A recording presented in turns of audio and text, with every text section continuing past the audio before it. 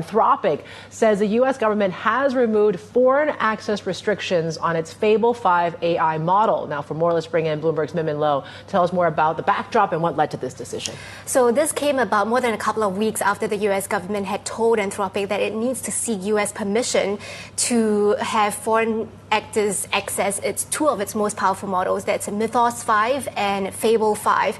And then a few days ago, we reported that Anthropic had made some changes to address some of the national security concerns. And then the U.S. government then lifted some selected restrictions on Mythos 5 to vetted companies, so things like critical infrastructure providers, cyber defenders. And we're now learning that for Fable 5, the government has lifted all foreign access restrictions. And Fable 5 is the less powerful version of Mythos 5. It's meant to be public-facing and for more widespread use. So this is a major win for Anthropic and probably going to lift its valuation ahead of that IPO as well. Yeah, could be good news for them.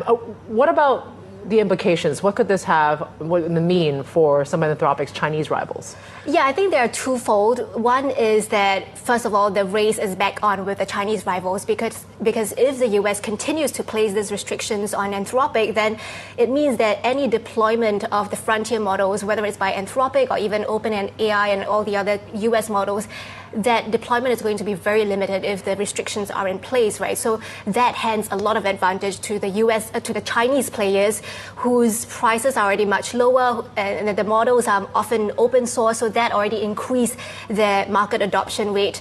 The other thing is the national security front, right? Because one of the reasons why the US is clamping down is because they are worried that foreign actors can circumvent some of these guardrails. And the question is whether or not that is secure, because the US hyperscalers have accused the Chinese ones of a process called distillation, where you generate a large amount of data to train your own AI models in a cheaper way. But this is something that Chinese Premier Li Qiang last week at the World Economic Conference had already hit back again, saying that you can't copy your way to an innovation edge. So again, it really raises a question about whether or not the new model by Anthropic could be distilled as well by these Chinese players.